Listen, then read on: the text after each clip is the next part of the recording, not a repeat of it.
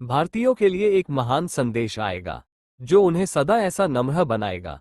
और जब वे वैसे नम्र बन जाएंगे, वे एक युवा नेता, एक भारतीय लड़के की जो एक उत्तम सिद्ध पुरुष होगा, संभवतया उसकी प्रतीक्षा कर रहे होंगे, और वह विश्वसनीय नेता होगा। कलयुग के अंत में जब धर्म की शिथिलता आने लगेगी, पाखंड बढ़ जाएगा तथा धर्म की वृद्धि और सच्चे इंसानों की प्रतिष्ठा के लिए पुनः अवतार लेंगे। वे भगवान के समान यश वाले विष्णु यश होंगे। भगवान के साथ अनेक देवतागण भी अपनी शक्ति से पृथ्वी पर उनके सहचर सहायक बनकर आते हैं। ऐसा पुराणों ने कहा है। आज की परिस्थितियां ठीक अवतार के प्रादुर्भव के अनुरूप है। अधर्म कोई नई और व्यक्तिवाचक संज्ञा नहीं, वरना पाप और दुर्भाव, अनुशासन, विहीनता एवं सामाजिक अवस्थाओं का नाम ही अधर्म है। अर्थात पाप की पुष्टि हमेशा झूठ बोलने से ही होती है। इस तरह का मनोविकार अर्थात भगवान की व्यवस्था से विश्वास उठ जाना, झूठ बोलना, कुप्रदर्शन, मायावी, लोभ, कामुकता, व्यभिचार, हिंसा आदि मिलकर ही कलह होता है।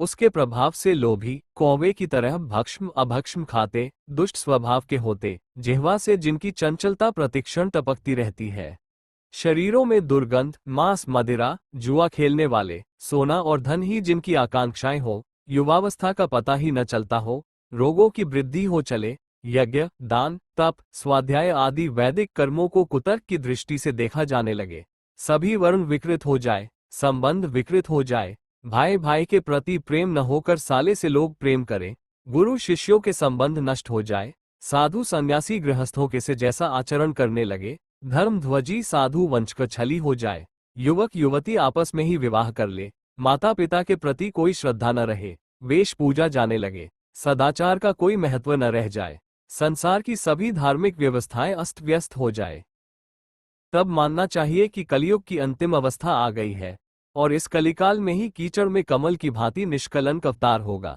आज की परिस्थितियों में और ऊपर वर्णित परिस्थितियों में राय रत्ती भर भी अंतर नहीं है। निष्कलंक कहने का अभिप्राय यह है कि वो मानवता के सुंदर मुख दर्पण पर लगी कलंक कालिमा को तत्वज्ञान द्वारा धोकर उसके उज्ज्वल स्वरूप को संसार में साकार करेगा। कलयुग में होने वाला अवतार कल्कि को समस्त पुराणों, बाइबल, सिख, बौद्ध, जैन, इस्लाम आदि धर्मों के धर्म ग्रंथों ने एक मत होकर स्वीकार किया है। कल्कि अवतार से पहले अनगिनत अवतार देश और विदेशों में हुए, परंतु समस्त संसार का ध्यान उनकी ओर उस समय नहीं हुआ। आज सभी धर्मों का एक ही समय में एक ही अवतार को भिन्न भिन्न रूप में पुकारते देखकर यह कहना पड़ेगा कि वर्तमान समय में होने वाला अवतार सभी गत अवतारों का समष्टि रूप होगा।